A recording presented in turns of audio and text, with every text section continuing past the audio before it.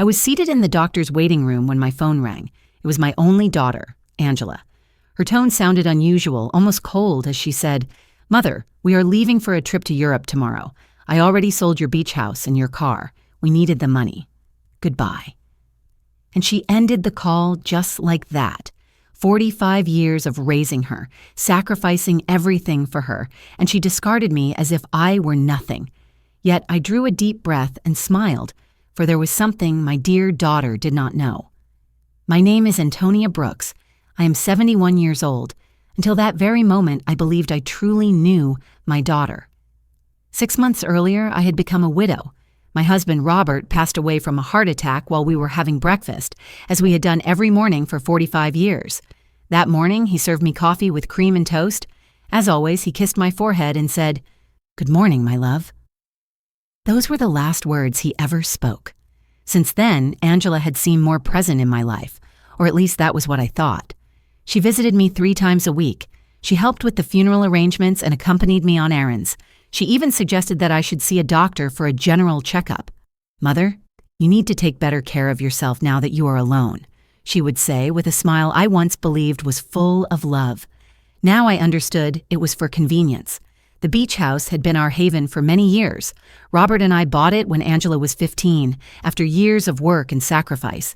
Every summer we went there, building memories, celebrating birthdays and Christmases. Angela brought her boyfriends and later her husband, Edward. I cooked, cleaned, and took care of everything. It had become a family tradition. I never imagined she would only see it as money. And the car, that old Ford pickup truck Robert cherished as if it were his child. He washed it every Sunday, changed the oil without fail, and parked it in the same place beneath the shade of a tree. Angela knew exactly how much that truck meant to me. It was the last piece of him I had left. His scent still lingered on its seats. When she ended the call, I remained seated on that uncomfortable green plastic chair, surrounded by strangers waiting for their turn, and for the first time in months, I did not cry. Something stirred inside me, a calmness I had not felt since Robert's death, because in that moment I remembered something I had completely forgotten. 3 days before Robert died, he had given me a manila envelope. "Antonia, put this in the drawer of your dresser. If something happens to me, open it when you feel ready." I had stored it away without giving it much thought. After the funeral, amidst the grief and countless tasks, I had simply forgotten, but it was still waiting at home. The nurse called my name and I entered the office. The doctor examined me and said I was in good health for my age, that I simply needed more rest and a better diet. I nodded and smiled politely, though my thoughts were elsewhere. I could not stop thinking about the envelope, about Angela's cold voice, and about Edward, who surely influenced her. He never liked me. He had always seen me as a burden. I left the office and walked slowly to the bus stop. I no longer had a car, at least according to Angela, but as I waited, I found myself smiling. There was something poetic in all of this.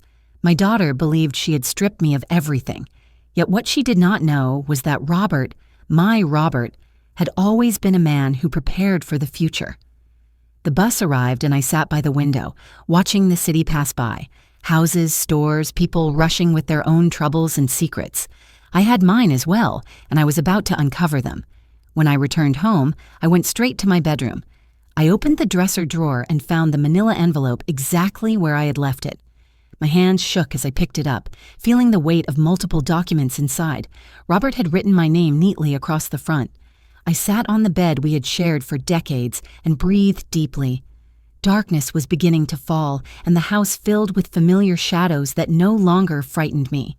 Slowly, I opened the envelope, as if unwrapping a precious gift. What I discovered inside would change everything. Inside the envelope were legal documents, property deeds, bank certificates, and a handwritten letter from Robert. My eyes filled with tears as I read his words in his familiar script. "My dear Antonia, if you are reading this, it means I am no longer by your side. Forgive me for not telling you while I was alive, but I wanted to protect you from worry. Over the years, I invested our savings in properties and businesses. We do not just own the beach house. We have 6 other properties, including the apartment building where Angela and Edward live. We also hold shares in 3 companies that are worth more than you can imagine. You are wealthy, my love. You always were, but now it is on paper as well." My hands shook as I examined the documents. There were deeds to houses across the city, a downtown condominium, a small motel by the coast, and indeed the 20-story apartment building where Angela resided. Robert had been the silent owner for a decade, placing everything under a company name I had never heard of. According to the papers, I was the sole heir of that company. There were also bank accounts I never knew existed, with amounts that seemed unreal. Robert had been a bus driver for 40 years, but he was also a wise and patient investor.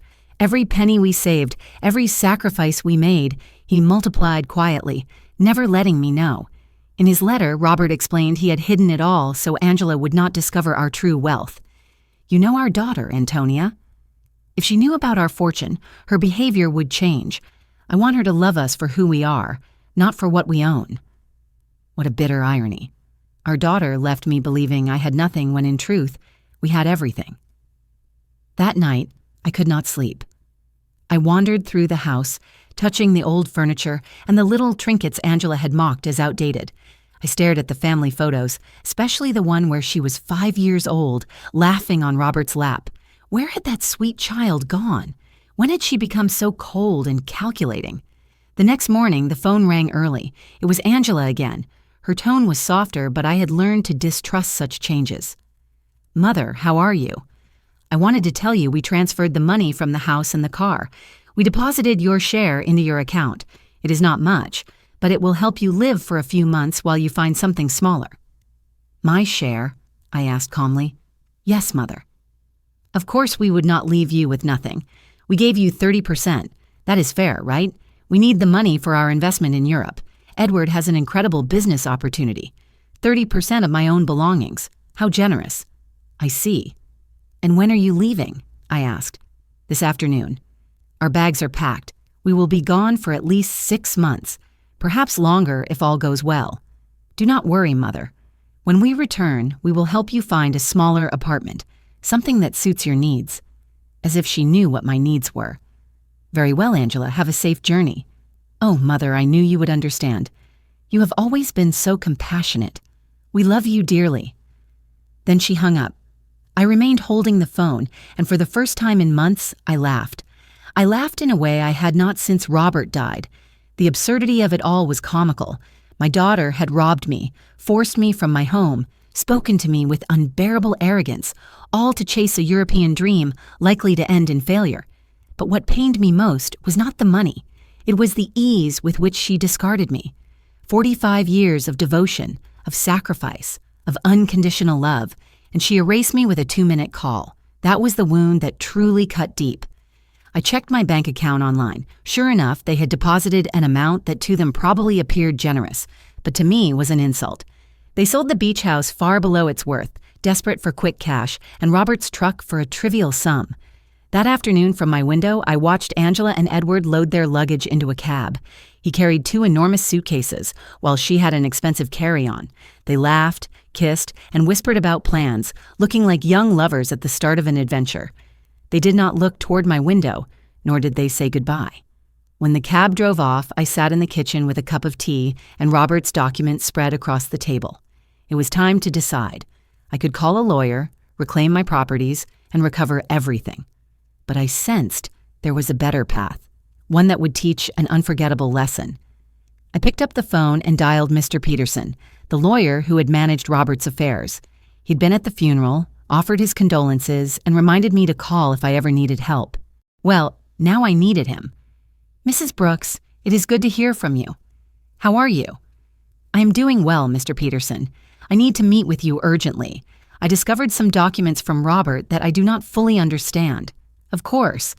You may come to my office tomorrow morning. I will be there."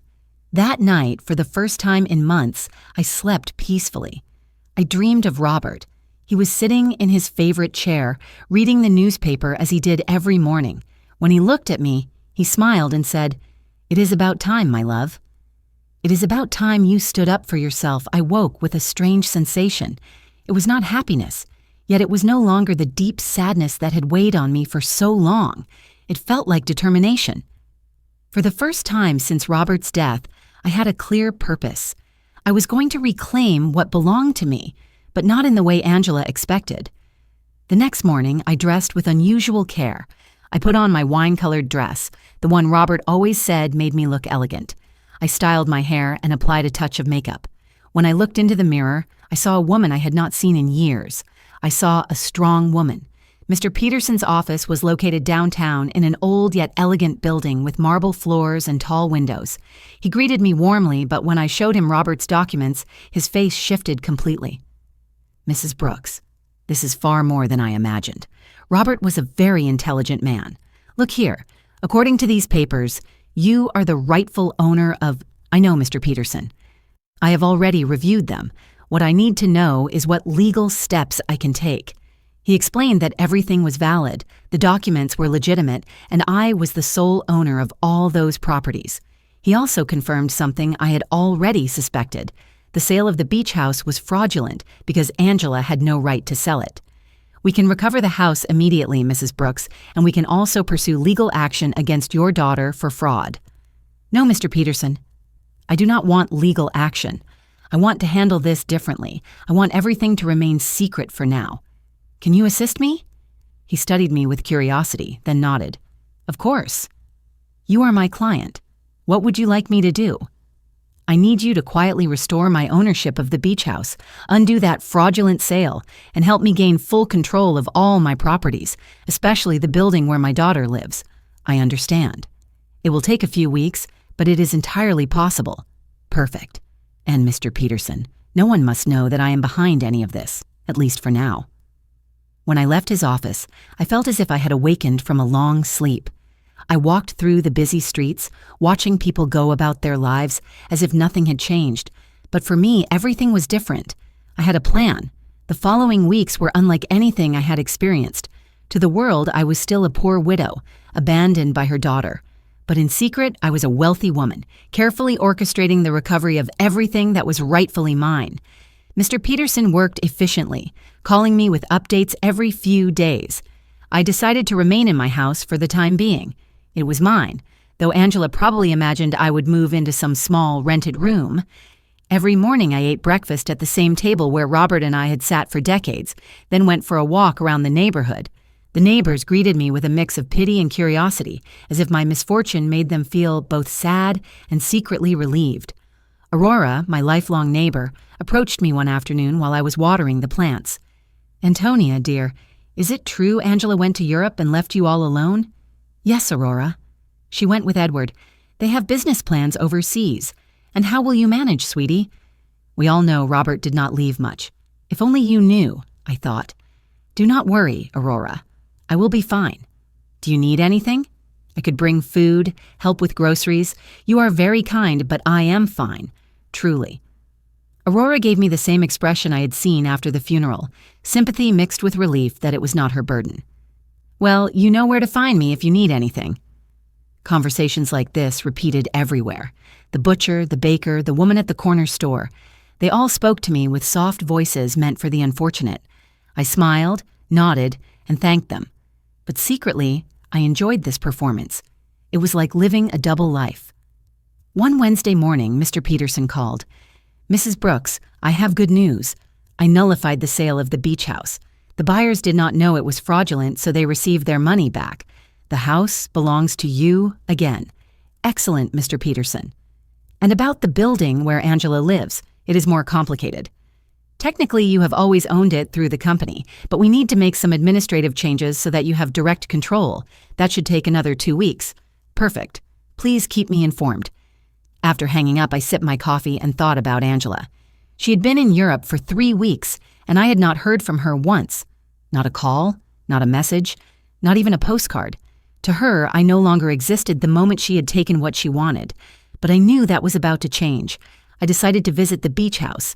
I took the bus to the coast, the same route Robert and I had traveled countless times.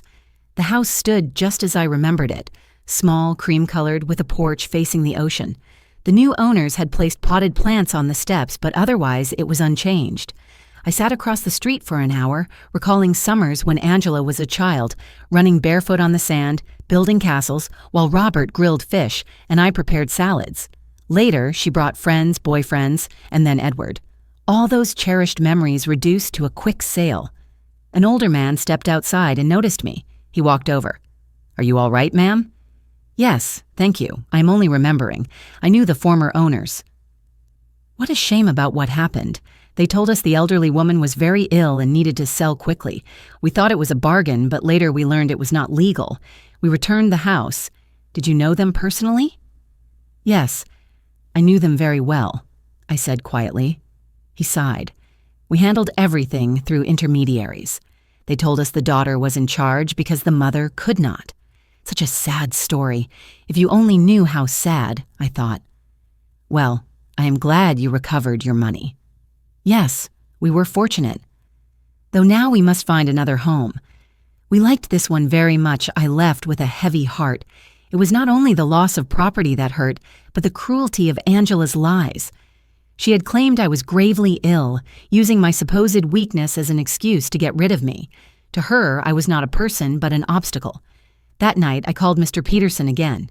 Mr. Peterson, I need your help with something else. I want Robert's truck back. That will be harder, Mrs. Brooks. The truck was in your name, but your daughter had a power of attorney authorizing her to sell it. How could that be? You signed the document after Robert's death. Do you not remember? I closed my eyes. That was when Angela had begun this plan. I vaguely recalled signing papers she had brought me, claiming they were for funeral and inheritance arrangements. I had been so overwhelmed by grief that I signed without reading. How naive I had been. I understand, Mr. Peterson. Is there any way to recover it? We can attempt it, but it will be complicated. We must prove you signed under deception or coercion. Then let us do it. I want back everything that was taken from me. The following weeks became a peculiar routine. In the mornings, I lived as the pitied widow, exchanging polite words with neighbors. In the afternoons, I transformed into a businesswoman, studying Robert's documents, speaking with Mr. Peterson, and planning my next move. I learned about finance in ways I never thought I would. Robert had been far wiser than I had realized. His investments were meticulous. The building where Angela lived, for instance, was not only profitable from rent, but located in a neighborhood that was rapidly gaining value. I also discovered that Edward was drowning in debt. He had taken loans using their apartment as collateral, never realizing he did not truly own it. When the banks discovered the truth, he would face ruin. On Friday, Mr. Peterson called with significant news. Mrs. Brooks, we completed the paperwork. You now have total control of all your properties. I also recovered Robert's truck. The buyer was an acquaintance of mine, and once I explained, he returned it in exchange for a modest compensation. Excellent, Mr. Peterson. Now, I need one more thing from you. Send a letter to my daughter. What kind of letter? An eviction notice. There was silence. Mrs. Brooks, are you certain? Completely. She decided I was not important in her life. Now she will learn how important I truly am. I understand. Shall I send it to Europe? No, deliver it when she returns, and I believe that will be soon. I was right. That same afternoon, Aurora came rushing to my door with the latest neighborhood news. Antonia, did you hear? Edward is in trouble with the bank. My brother-in-law works there. They say Edward took out loans with their apartment as collateral, but it turns out it is not his. And apparently, Angela knew nothing. They say she must return from Europe to fix this mess. Really? Yes. And worse, it seems Edward lied about the European business. There was no business. He only wanted to escape his debts here. Perfect. Everything was unfolding exactly as I had expected. Angela had trusted Edward. She had sacrificed her relationship with me for him. And now she was discovering that he was not the man she believed him to be. That night, I sat on the porch with a cup of tea and gazed at the stars.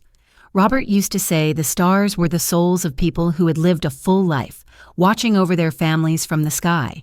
If that were true, then he was up there watching his plan unfold exactly as he intended. Thank you, my love, I whispered to the dark. Thank you for caring for me even after your death. The next morning, Mr. Peterson called me early. Mrs. Brooks, I have news. Your daughter has just arrived in the country. She is at the airport alone. Alone? I asked. Yes. Apparently, Edward remained in Europe. There are rumors they had a terrible argument. I see. Did you send the letter? I will send it today. She should receive it tomorrow. I ended the call and stood in the kitchen, feeling a strange mixture of nerves and anticipation. After so many weeks of quiet planning, the first real move was about to take place. Angela was about to learn that her mother was not the helpless victim she assumed. Angela returned to her apartment on Tuesday night. I learned this because Aurora, who seemed to have informants everywhere, came by the next morning to tell me, "Antonia, your daughter came back last night. I saw her enter with one suitcase, but she looked dreadful, pale with deep circles beneath her eyes, as though she had cried the entire flight. She was alone, completely alone. And something odd, Antonia. When the doorman asked for her keys, she did not have them. She had to ask the superintendent to let her in with an emergency copy. Interesting.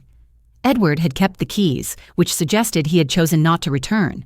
Or perhaps Angela had discovered something about him and fled. In any case, my daughter had returned, and very soon she would receive my small, welcome surprise.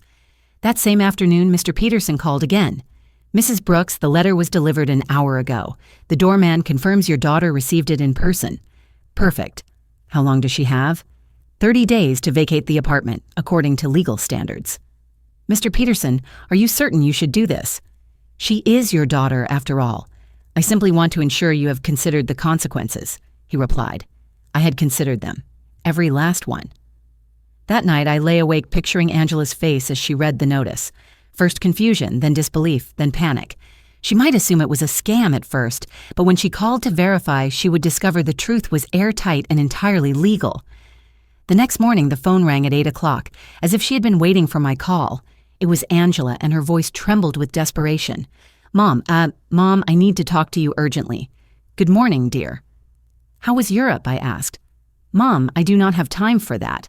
I received a very strange letter yesterday. It says I must vacate my apartment in 30 days. It must be a mistake, right? Do you know anything about this?" "An eviction notice," I said calmly. "From whom?" "From a company I have never heard of. It is called— Wait, let me find the letter. Robert Investments, Incorporated. Do you know that company?" Robert had used his own name for the enterprise. How fitting. "No, dear. I have never heard that name. Are you sure the letter is legitimate?" "That is what I intend to find out. Mom, please help me." "I do not know what to do. Edward left me in Europe. He ran off with another woman, and now I return to this mess. I do not understand what is happening." The confirmation came. Edward had abandoned her, probably when the money was gone or when he realized the legal problems at home were worse than anticipated. Poor Angela. She had sacrificed our family for a worthless man. "I'm so sorry, honey." "Where are you now?" I asked. "I'm in the apartment, but I do not know for how long. Mom, may I come see you? I need to talk to someone. I have no one else." The irony was exquisite. Now that she was without the man for whom she had forsaken me, she remembered she had a mother. "Of course, dear. Come whenever you wish." "I am on my way." I hung up and checked my reflection. I had to be convincing for this performance. I donned my most conservative gray dress, tied my hair into a simple bun, and practiced the expression of a worried but resigned mother. When Angela arrived, she would see exactly what she expected to see. A poor, vulnerable widow abandoned by her own child. She arrived an hour later. When I opened the door, I was struck by how ill she looked. She had lost weight, her eyes were hollowed by sleeplessness, and her expensive garments appeared wrinkled and unkempt. Her eyes were rimmed in red from crying. "Mom," she breathed, and for a moment I believed she would embrace me, but she hesitated, as though remembering how things had ended between us. "Come in, dear." "Would you like some coffee?" I offered. "Yes, please." We sat at the kitchen table where I had read Robert's documents weeks before. Angela looked small in the chair, unmoored, like the frightened child who had once confided in me about school troubles. "Mom, I'm so sorry for the way I left," she began. "I know I did not treat you well." "Those things belong in the past, dear," I replied. "No, they do not," she said, her voice breaking. "I said terrible things, and now I have no one." "Whatever happened with Edward?" I asked. "He left with a 25-year-old hotel waitress in Paris. There was never any business in Europe. It was all a fabrication. He only wanted to run from his debts here and use the money from selling your house to fund his escape." "All of his debts?" I inquired. "Yes, Mother." So many loans. It appears he had been borrowing for years, using our apartment as collateral. Now the banks are coming after me because we were married, and they claim I am liable. And on top of that, the eviction notice. "Mom, I do not know what to do. I have no money, no job, and nowhere to live." She began to cry, authentic tears of despair. For a moment, my maternal instincts softened. I wanted to console her and promise she would be all right. Then I recalled the chill in her voice when she had called from the doctor's office, the ease with which she had discarded me, treating me as though I were a burden. "Did you speak with a lawyer about the letter?" I asked. "I do not have funds for a lawyer, Mom." "We spent everything in Europe. Edward took what little remained when he ran off. So what will you do?" I pressed. "I do not know. Perhaps I could stay with you for a while until I find work and can secure a small place." The very question I had been waiting for. After expelling me from my home, selling my belongings, and treating me with contempt, she now sought my rescue. She wanted the widow she had engineered to save her from the consequences of her own choices. "Of course, dear. This will always be your home," I told her. Angela stared in surprise, as though she had not expected such immediate compliance. "Really, Mom? After everything?" she asked. "You are my daughter, Angela. That will never change." She rose and this time wrapped her arms around me in a desperate embrace, a drowning person clutching at the only lifeline in sight. I returned the hug, but it was no longer unconditional. There was calculation in my arms now. Strategy. "Thank you, Mom. I promise I will find work soon. I will not be a burden," she said. "Do not trouble about that now. Rest and recover, and then we will consider your options." Angela left that afternoon to retrieve some belongings from her apartment. I remained at the kitchen table reflecting on how effortless it had been. She had come exactly as I had anticipated, broken, helpless, and unsuspecting. To her, I remained the impoverished, abandoned mother deserving of pity. This was only the first phase of my plan. Allowing her to live with me would provide the perfect opportunity for the next stage. I would let her settle, feel safe, and believe she had found refuge in my home. Then, when she least expected it, I would reveal the difference between being poor by choice and being poor by consequence. That night, I telephoned Mr. Peterson. "Mr. Peterson, I require further assistance." "Tell me, Mrs. Brooks," he said. "I want you to investigate Edward's debts. I need a full account of how much he owes, to whom he owes it, and what legal measures exist to separate those obligations from my daughter." "That will require time, but it is doable," he replied. "Excellent. And Mr. Peterson, this must remain absolutely confidential. No one may know I am behind this inquiry. Of course, Mrs. Brooks. May I ask what your ultimate objective is?" "My plan, Mr. Peterson, is very simple. I was going to save my daughter, but first she needed to understand what it truly meant to hit rock bottom. When I hung up the phone, I poured myself a glass of the wine Robert had been saving for special occasions. It had been a long time since I had one, but this felt like the right moment. The game had begun, and for the first time in months, I held all the winning cards. Angela moved into my house the following day. She arrived with 2 suitcases and a cardboard box, everything that remained of her old life. I watched her unpack in her childhood bedroom, the same room she had once filled with posters and laughter, and I could see the humiliation in every careful movement. She had gone from living in a luxury condo to taking shelter in her mother's home. "Mom, I found this in the apartment," she said, holding a manila envelope. "It was among Edward's things." "It has your name on it?" It was another one of Robert's envelopes. My pulse quickened, but I remained calm. "My name? How strange. Yes, look." She handed it to me. Indeed, it had my name written in Robert's handwriting, though this envelope was smaller and newer than the one I had discovered in my dresser. "Maybe Edward found it among Dad's things when he died and forgot to give it to you," Angela said. "It is possible. May I see it?" I opened the envelope in front of her. Inside was a short letter and a small key. The letter read, "Antonia, if you are reading this after having received the main envelope, it means our daughter is going through a difficult time. This key opens a safety deposit box at the Central Bank, Downtown Branch, number 247. There is something inside that can help you help her. Use it wisely." With eternal love, Robert Angela read the letter over my shoulder. A safety deposit box? Dad had a safety deposit box? I had no idea. "I did not either," I lied. "Your father never mentioned it. Do you think we should see what is inside?" "I do not know, honey. Perhaps it is better to leave things as they are. But Mom, what if there is something important in there?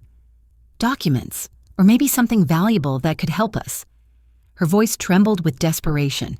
She was clinging to any faint hope of escape, and I was going to let her cling to it just a little longer before showing her the full truth. "All right," I said after a deliberate pause. "We can go tomorrow." That night, Angela and I had dinner together for the first time in months. She had cooked, trying to be useful, but the food carried the taste of guilt and despair. She shared more details about what had happened in Europe, and each revelation was worse than the last. "Edward lied about everything, Mom. Not just the business, but the debts, too. I thought he only owed a small amount, but it turns out he owes over $100,000. And the worst part is he used my name for some of the loans without my knowledge." "How could that happen?" "He forged my signature. When I married him, I gave him documents to handle our joint account. I never imagined he would use them for this. Do you have any way to prove you did not know?" "I am not sure." "Everything is so complicated. The banks say that because we were married, I am legally responsible for all his debts. And the divorce? I do not even know where Edward is. He disappeared. His phone is disconnected. He does not reply to emails. Nothing. It is as if he vanished perfect. Edward had run away like the coward he always was, leaving Angela to face the fallout. In a strange way, he had done me a favor. Now she was feeling exactly what I had felt when he left me. Betrayal from someone she completely trusted. I am so sorry, honey." I did not realize how bad things had gotten. Neither did I, Mom. I thought Edward loved me, that we were going to build something together, but I was just a convenient way for him to get money and documents. Angela broke down in tears. How could I have been so stupid? How did I not see who he really was? It was tempting to tell her I had known from the beginning, that I had tried to warn her, that Edward had never seemed trustworthy, but that would have shattered my image as the understanding, sympathetic mother. Love can be blinding sometimes, honey. Do not blame yourself. But Mom, I did not just ruin my own life. I ruined yours too. I treated you horribly. I sold your house, your truck, your things, all for a man who abandoned me. Now we are two poor women trying to survive because of me. It is in the past, Angela. We will be fine. No, it is not. We are both in trouble because of me. You lost everything Dad left you, and I lost my marriage and my future. If only she knew that at that very moment, I had more money than she could ever imagine, that I owned the building she once lived in, and that I could solve her problems with a single phone call. But it was not time yet. The next day, we went to the bank. Angela was nervous, yet hopeful. I played the role of the confused widow who knew little about financial matters. The bank employee led us to the safety deposit boxes, verified my identification, and opened box number 247. Inside were jewels, rings, necklaces, bracelets, earrings. Some I recognized as family heirlooms, others were new. A letter detailed their origins and estimated value. Angela gasped. "Mom, this must be worth a fortune. Do you think so?" "Yes, look at this emerald, this pearl necklace. Dad saved a treasure." According to Robert's note, the jewels were worth around $200,000. A significant amount, but compared to my other assets, it was like finding spare change under the sofa when you already have a fortune. "What do we do with them, Mom?" "I am not sure, honey. They are family memories. But Mom, we could sell some pieces. With this money, you could buy your beach house back, and I could pay part of Edward's debts." There it was again.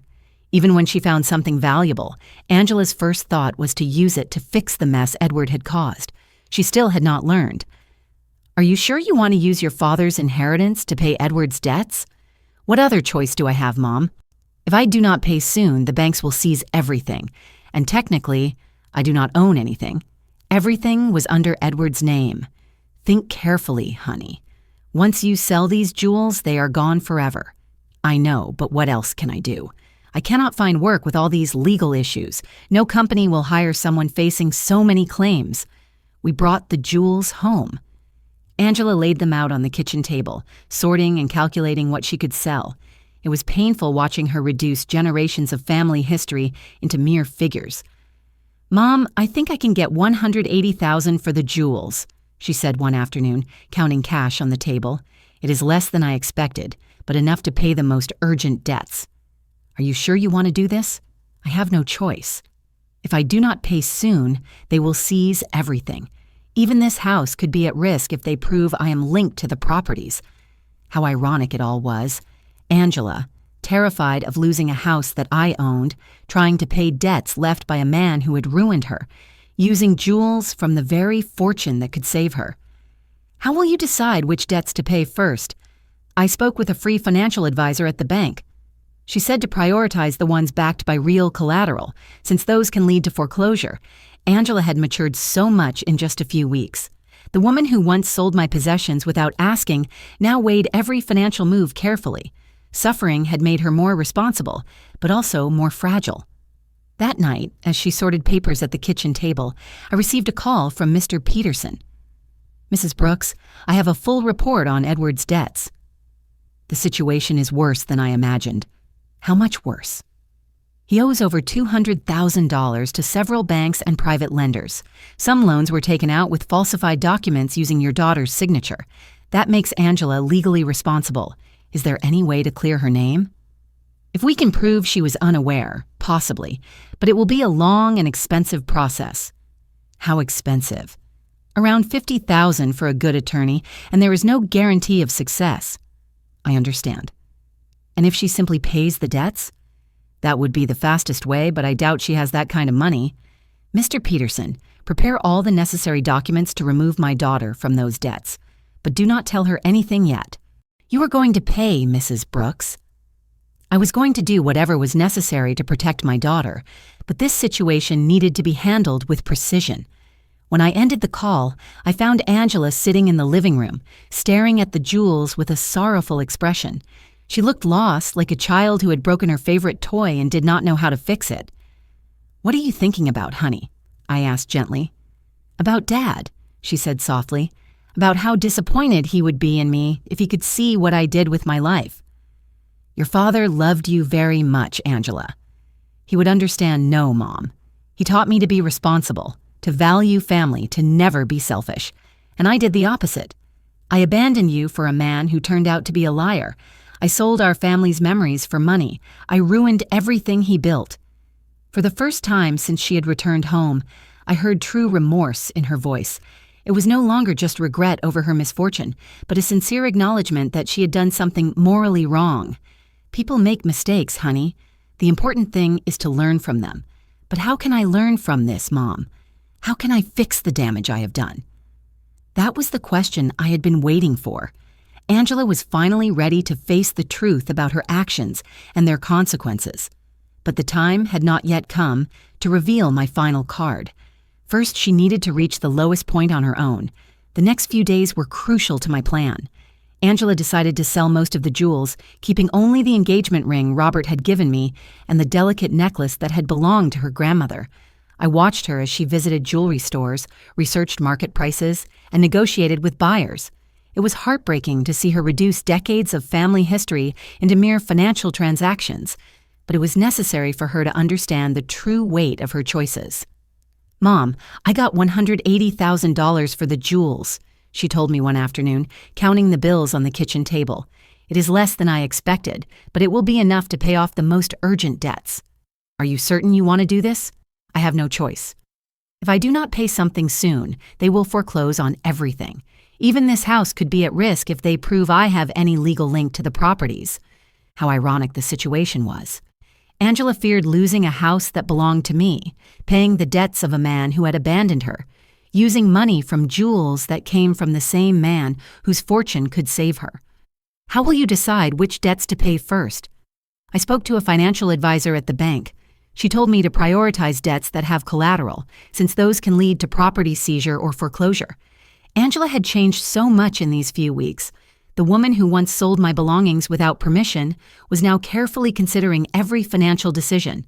Suffering had made her wiser, but also more fragile. That night, as she organized the debt documents on the table, I received a call from Mr. Peterson. "Mrs. Brooks, I have important news." We managed to locate Edward. "Where is he?" "In Paris, just as your daughter suspected." But here is the interesting part. He is trying to obtain French residency through a fake marriage with the young woman your daughter mentioned. A fake marriage? Yes. Apparently, she needs legal papers, and he needs a way to remain in Europe without deportation. But the most important discovery is that we found evidence proving he deliberately falsified your daughter's documents to flee the country. Does that mean Angela can be cleared of the debts? Yes, Mrs. Brooks. With this evidence, we can prove fraud and coercion. Your daughter will not have to pay anything for what Edward did. It was perfect.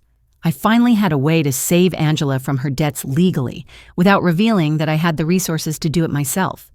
Mr. Peterson, begin the legal process immediately. Do not tell my daughter anything yet. I want it completed before she finds out. I do not want to give her false hope. Understood. It will take about 3 weeks, maybe a month. Perfect. When I hung up, Angela looked at me curiously. Who was that, Mom? A lady looking for Mrs. Davis, our neighbor from the corner. She had the wrong number. Lying had become second nature. Each day I grew more comfortable living my double life. On one hand, I was the poor, broken mother Angela believed me to be.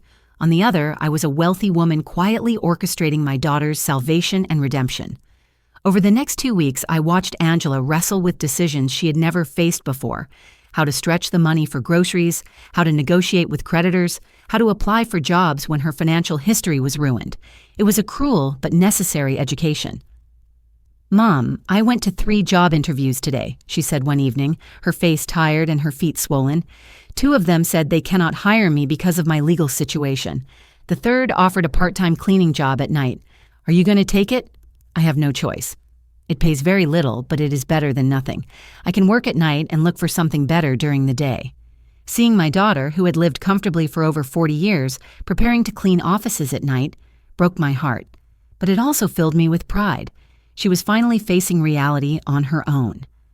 Are you sure you can handle the physical work? I will have to learn. I cannot keep being a burden to you, Mom. It is bad enough that you let me live here for free. This is your home, Angela. No, Mom. This is your home, and I am here because of your kindness. But I will not take advantage of it forever. One night, while Angela was on her first cleaning shift, Aurora came to visit. She sat with me in the kitchen, sipping tea and gazing at the family photographs on the wall. Antonia, I have to ask you something. Did you know Angela would come back in this condition? What do you mean? When she left, she seemed so confident, almost arrogant.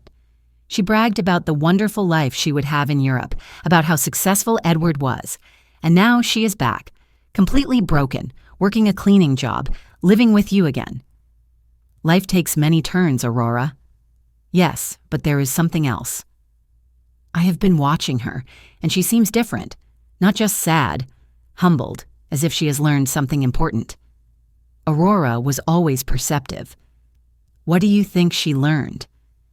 I think she finally understands the value of what she took for granted, having a mother who loves her unconditionally. Perhaps. Antonia, may I be honest? When Angela left and treated you so poorly, many of us thought you would never forgive her. But here you are, caring for her again, giving her a home when she has nowhere else to go. She is my daughter, Aurora. Yes, but not every mother would do what you are doing, especially after being treated the way you were. If Aurora only knew the full truth, that I could solve all of Angela's problems in a moment, but was choosing to let her struggle a little longer to ensure the lesson sank deep. Do you think I am doing the right thing? I think you are doing what a good mother would do. But I also think Angela needs to understand exactly what she lost when she left you. What do you mean? She needs to value you not only as the mother who rescues her, but as the strong woman who built her life through 45 years of effort. She needs to respect you, not just depend on you. Aurora's words struck precisely at the heart of my plan. That had always been my goal. I did not want Angela to return to me out of desperation. I wanted her to come back out of genuine respect and mature love. And how do you think that can happen? I believe it already is. I have seen her these past few days, Antonia. The way she talks to you now is completely different. She is no longer the commanding daughter who treated you as a burden. Now she is a woman who is truly grateful to have a mother like you. That night, when Angela returned from her shift, I saw her walk in, tired but with a new sense of dignity. She had earned those few dollars through her own effort, and that made them valuable. How was your first day? I asked. Hard, but not as bad as I thought. The other women there helped me. One of them, Mrs. Johnson, taught me how to clean more efficiently. Mrs. Johnson? Yes, she is 60 years old and has been cleaning offices for 20 years. She told me she started after her husband left her with 3 small children. She said it is not the job she dreamed of, but it gave her independence and dignity. She sounds like a wise woman. She is. She said something that made me think deeply. She told me that there are two kinds of people who end up doing this job. Those who are here because they never had opportunities, and those who are here because they ruined the opportunities they once had. Then she asked me which group I belonged to, and what did you tell her? I told her the truth, that I had every opportunity in the world. I had a loving family, a stable home, an inheritance, and I destroyed all of it by following a worthless man. What did she say? She laughed and said, "Well, honey, at least you know exactly why you are here. That already puts you one step ahead of most people." Angela poured herself a glass of water and sat beside me at the table. "Mom, I want you to know something. These past few weeks have been the hardest of my life, but also the most meaningful. Why? Because I finally understand what truly matters. It is not money, nor living in the most luxurious apartment, nor impressing others. It is having people who genuinely love you and stand by you when everything falls apart." "Angela? No, please let me finish. You have every right to hate me for what I did. I abandoned you when you needed me most. I took everything Dad left for you. I treated you as if you were an inconvenience. And now I am here again, expecting your forgiveness and care. I already forgave you, sweetheart. But I have not forgiven myself, and I will not until I prove that I have truly changed, that I have learned from my mistakes." Mr. Peterson called me the next morning. "Mrs. Brooks, I have wonderful news. The legal process is almost complete. We can release your daughter from all of Edward's debts." It was time. After weeks of watching Angela struggle, work, and reflect on her errors, the moment had finally arrived to show her that she had never been alone, that someone had always been quietly watching over her. "Mr. Peterson, I want you to arrange a meeting. It is time for my daughter to know the full truth." He scheduled the meeting for Friday morning at his office. I told Angela that we had an appointment with a lawyer who could help her with her legal troubles, but I avoided giving her any details. She agreed to come, though she was worried about the consultation fees. "Mom, I cannot afford to pay a lawyer. I barely have enough to cover essentials. Do not worry about that now, dear. Let us just hear what he has to say." We arrived at Mr. Peterson's office right on time. Angela wore her best clothes, though they now hung loosely on her thinner frame. Her hands fidgeted nervously, as if she expected yet another piece of bad news to be added to her growing list of troubles. Mr. Peterson greeted us with his usual professional smile. "Mrs. Brooks, Miss Brooks, thank you for coming." "Thank you for seeing us," Angela replied. "Although I must warn you, my financial situation is complicated, and I probably cannot afford high fees." "That is exactly what we are going to discuss," Mr. Peterson said, exchanging a knowing glance with me. "But first, I need you to review these documents." He handed Angela a thick folder. As she read, her expression slowly shifted, from confusion to surprise. "I do not understand. These documents say that Edward forged my signature, that there is evidence of fraud, and that I am not responsible for the debts." "That is correct." "We have been investigating your case for the past few weeks. We found sufficient evidence to prove that you were a victim of identity fraud. But how is that possible? Who paid for this investigation? I do not have money for this." Mr. Peterson looked at me. It was my moment. "Angela, there is something I need to tell you." "What, Mom?" I took a deep breath. After weeks of keeping secrets, I was finally ready to reveal the truth. "Your father left me more than you ever knew. Much more." "What do you mean?" "Mr. Peterson, please show her the other documents." He handed her a second folder, property deeds, bank statements, investment certificates, the entire fortune Robert had built in secret. Angela read in silence for several minutes. Her face reflected confusion, disbelief, shock, and finally comprehension. "Mom, this says you are the owner of the building where I lived." "Yes." "And that you have other properties, bank accounts, investments." "Yes." "This means that when I sold the beach house, it was actually your house, and the sale was fraudulent." "I already recovered it." Angela stared at the papers, trying to absorb the truth. "How long have you known this?" "Since the day I called you from the doctor's office? You knew when I came back from Europe begging for help?" "Yes." "You knew you could solve all my problems while I was crying every night?" "Yes." A long, tense silence filled the room. Angela closed the folders and looked straight into my eyes. "Why, Mom?" Why did you let me suffer when you could have helped me? This was the question I had been waiting for, because you needed to learn something you could not learn in any other way. What? You needed to learn the value of the things you had lost, the value of family, of respect, of responsibility. When you abandoned me, it was not just money you took love, dignity, and trust. Angela began to cry, but these were not tears of self-pity. They were tears of understanding. I abandoned you when you needed me most. Yes. I treated you like garbage. Yes. And you saved me anyway. Yes, but not in the way you expected. I did not save you by giving you money to repeat your mistakes. I saved you by letting you reach rock bottom so you could learn to save yourself. Mr. Peterson discreetly intervened. Miss Brooks, your mother has paid all the legal expenses to free you from Edward's debts. She has also recovered all the properties that were sold fraudulently. You are completely free from legal problems. And the cleaning job I got? You can quit if you wish, I said, but I hope you will not. Why? Because that job is teaching you what you never learned when life was easy, the value of your own effort, the dignity of honest work, and the importance of appreciating every dollar you earn. Angela wiped her tears and looked at me with an expression I had not seen in years. Not that of a daughter needing her mother, but of a grown woman who finally respected another woman. Do you forgive me, Mom? I forgave you long ago, dear. The question is, can you forgive yourself? I do not know if I can. I did unforgivable things. People make mistakes, Angela.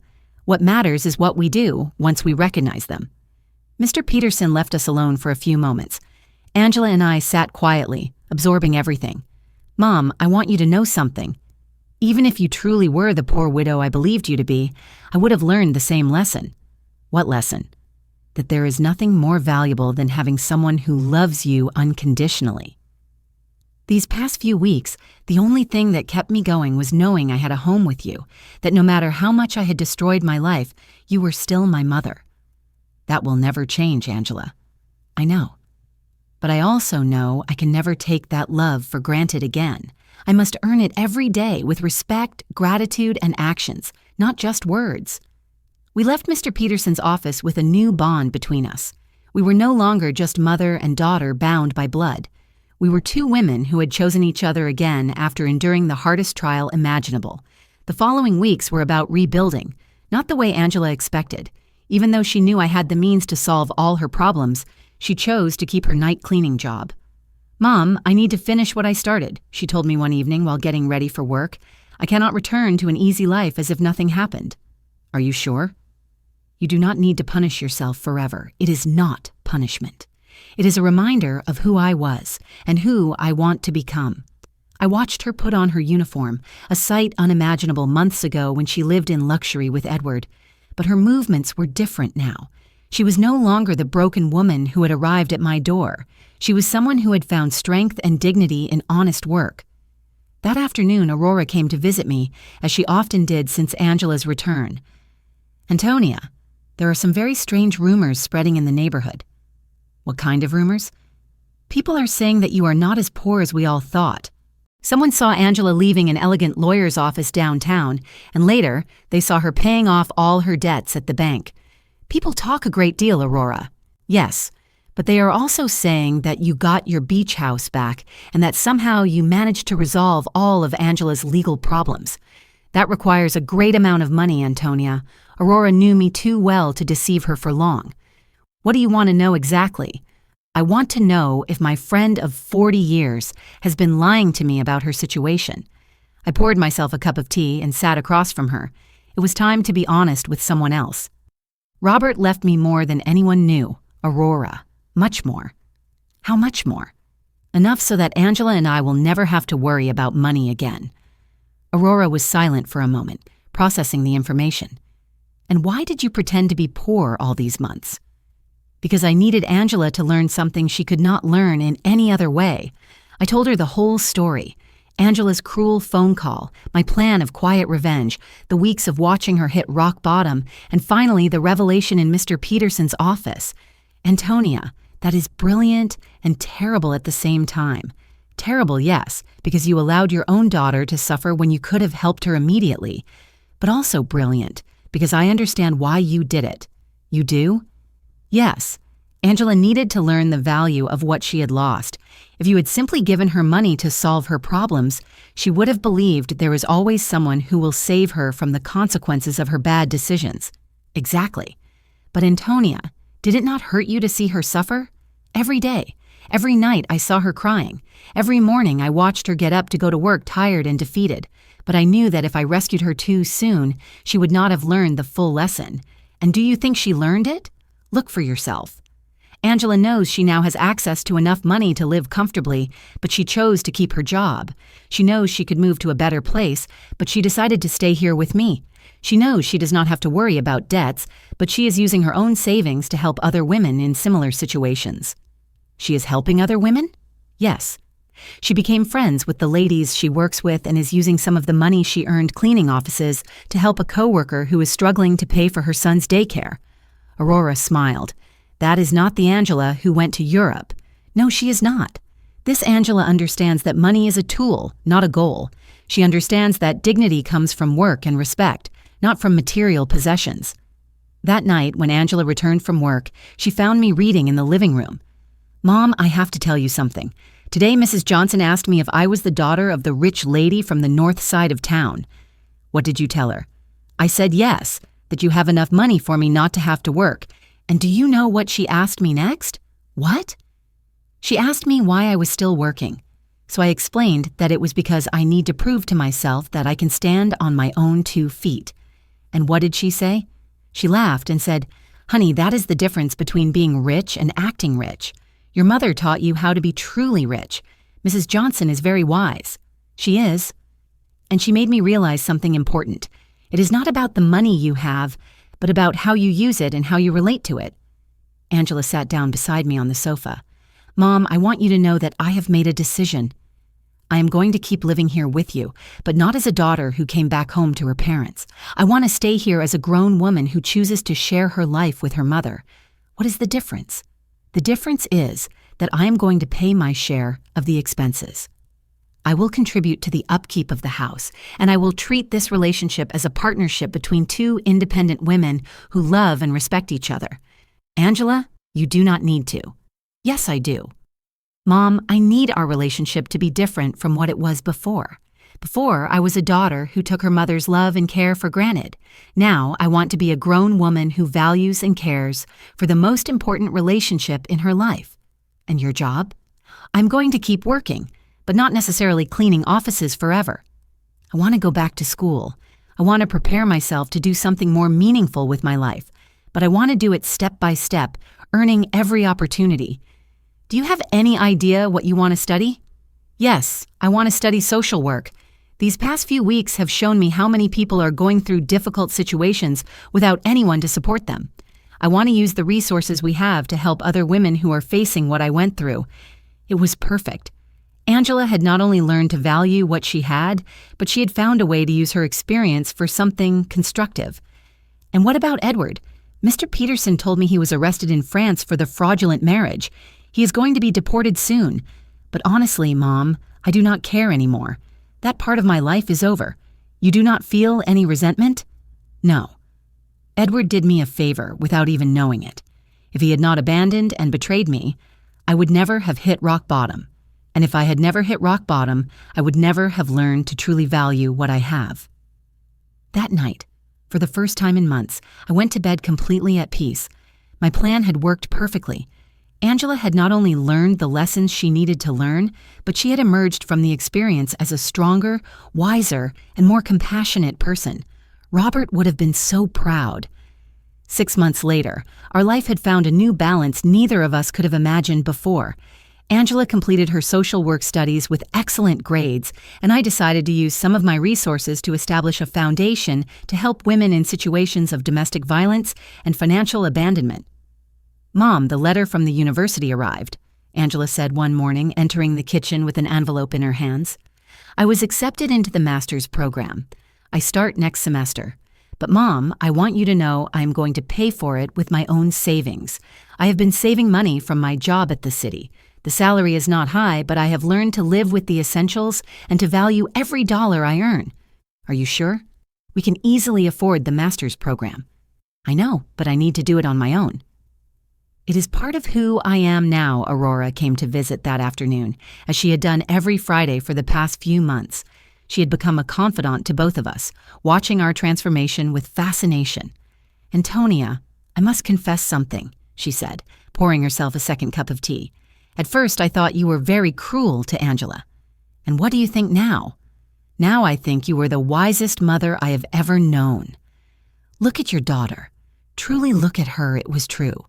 The Angela who was in the living room studying for her exams was completely different from the one who had left for Europe months ago. This Angela had a serenity that came from within, a confidence that was based on her own achievements, not on material possessions. Did you know I saw Angela at the grocery store yesterday buying vegetables for a family she is helping through her job?" She had not told me. And when I asked her why she was using her own money instead of the government's budget, she told me that some things cannot be measured in official budgets. That night, Angela and I had dinner on the porch, something that had become a tradition. It was our time to talk about the day, plan for the future, and simply enjoy each other's company.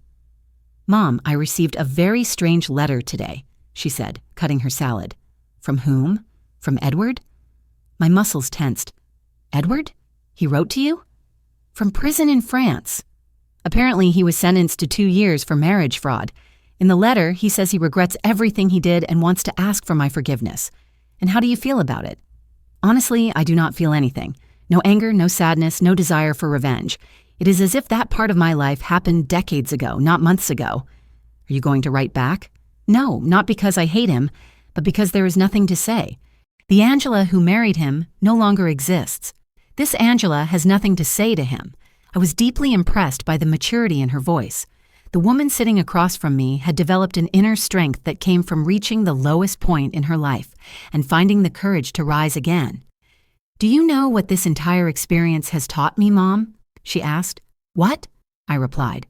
"That true love is not the one that tells you what you want to hear.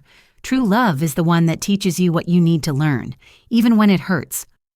It was a painful lesson, but a necessary one. Edward told me what I wanted to hear. He made me feel special. He convinced me that I deserved a life of luxury without effort. But you taught me that real wealth comes from hard work, respect, and genuine relationships. That night, after Angela went to her room to study, I sat alone on the porch, gazing at the stars and thinking about Robert. I had promised him that I would take care of our daughter, and for the first time I felt that I had fulfilled that promise in the right way.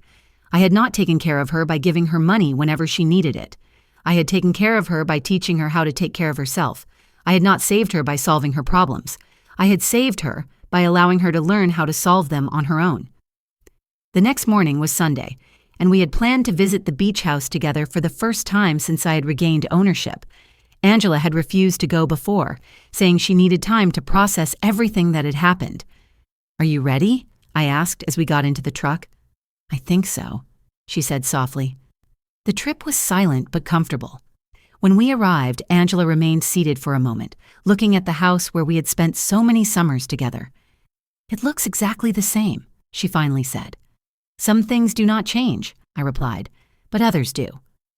I am not the same person who sold this house." We entered together. The house was clean and orderly, exactly as Robert and I had kept it for years.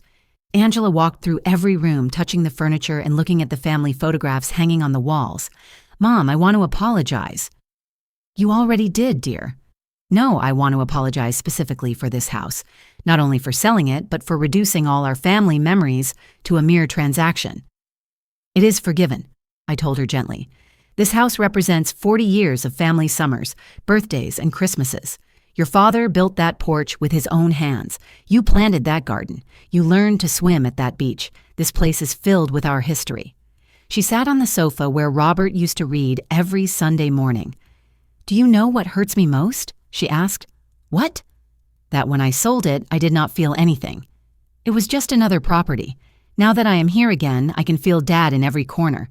I can hear his laughter, smell his morning coffee, and see his reading glasses on the table." "He is here, Angela," I said. "He always has been." "I know," she whispered, "and I also know that he is proud of the way you handled everything."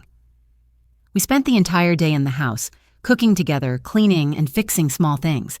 It felt like a ritual of reconnection, not just with the place, but with the values that it represented.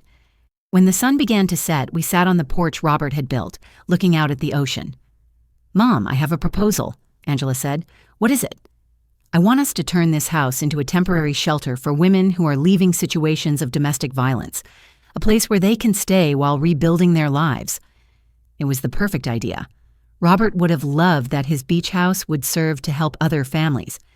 "I think that is a beautiful idea, dear. We can use some of the foundation's resources to maintain it, and I can oversee the program through my work." "Are you sure you want to turn our family sanctuary into that, Mom? The best sanctuaries are the ones that are shared. Your father always said that a house is not truly a home until it opens its doors to those who need love." "He was right," she said, smiling. Robert had always been generous with our home, often inviting relatives, friends, and neighbors who needed a place to stay. That evening, we returned home with a new purpose and a completely renewed bond. We were no longer just mother and daughter tied by obligation or necessity. We were two women who had chosen to build a life together based on love, respect, and a shared mission. That night, before falling asleep, I spoke to Robert in silence. "We did it, my love. Our daughter finally understands what truly matters, and for the first time since his passing, I felt his answer in my heart. I always knew you would. You are both stronger than you think. Justice had arrived, not as revenge, but as enlightenment, not as punishment, but as transformation. In the end, we had gained something far greater than wealth. We had gained an authentic relationship built on a foundation so solid that no future hardship could ever destroy it." Did you enjoy my story? Tell me in the comments which city you are listening from.